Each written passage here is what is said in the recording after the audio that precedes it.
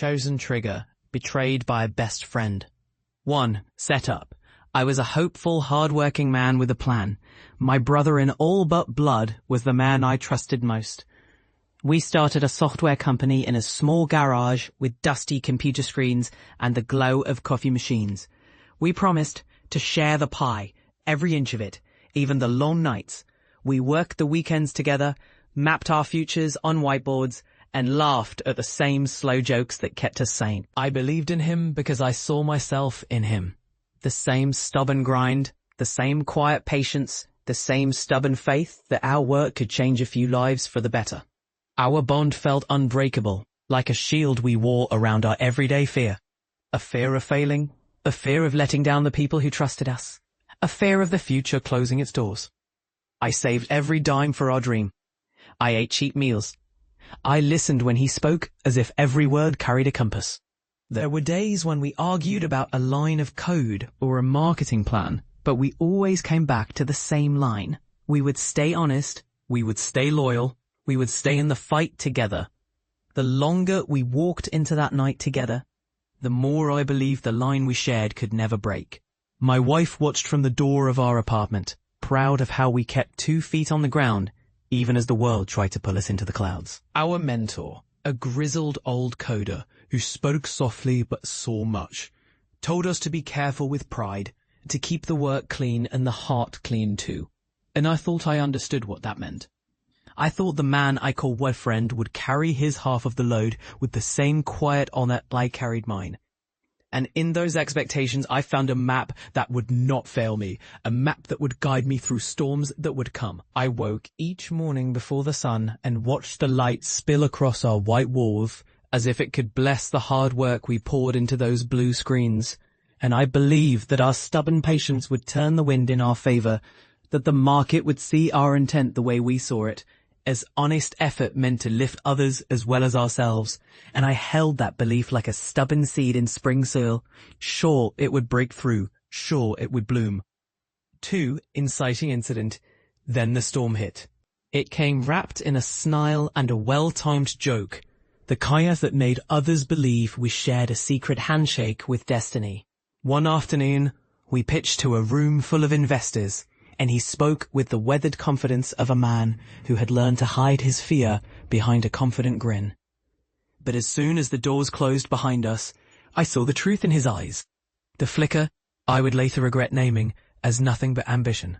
He stood up, redirected the conversation, claimed a breakthrough we had not announced, claimed the roadmap, claimed the equity as if it were a right earned by his own blood. He painted me as careless, as the one who always chased the next shiny thing, and the crowd nodded, the investors' eyes slipping away from mine as if I were a ghost in a suit. After that day, I learned he'd been talking to our largest client without me, selling them on a vision that used my ideas but did not credit my hands. The deal closed. The printer coughed out a PDF with his name under the big title, and when I asked for receipts, he shrugged and handed me my own prototypes, with my signature only blurred by his attention to detail. It was not a single act.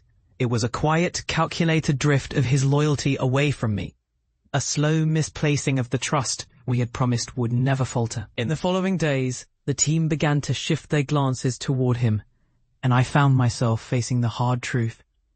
The friend I breathed next to every day had become a second skin that now tore at the seams of my life. My heart grew heavy with shame as I walked the long halls of the office.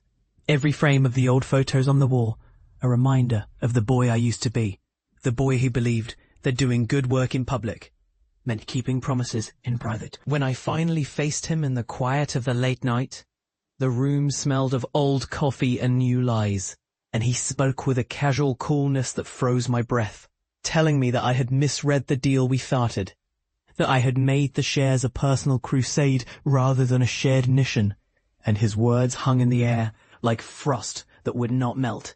And I realized then that the two of us would never again reach for the same sunset, that the future we imagined together was now a secret room with a locked door. I walked away that night with a throat full of smoke, the room spinning with the roar of a crowd I could not see, and I pretended to be calm in the face of a storm I knew I could not outrun.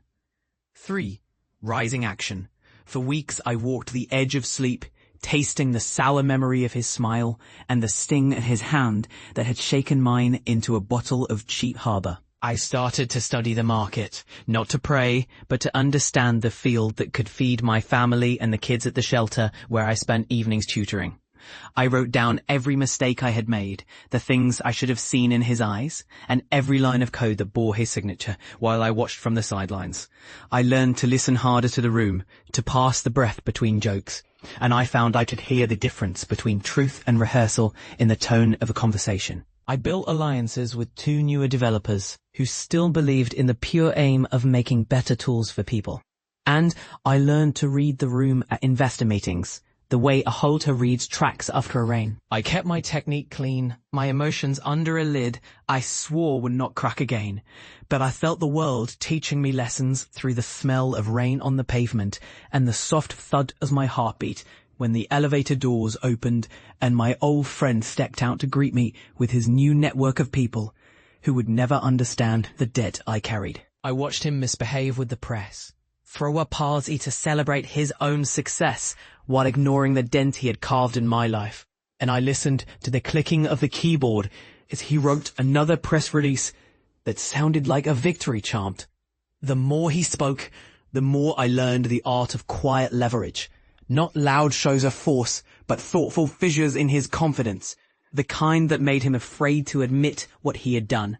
The kind that would expose him to those who believed us both still honorable. I did not scream at him. I did not beg him to be different. I built a new product, a version that would outpace his, and I kept the prototypes hidden, where no one would find them until the moment would come to reveal them to the world.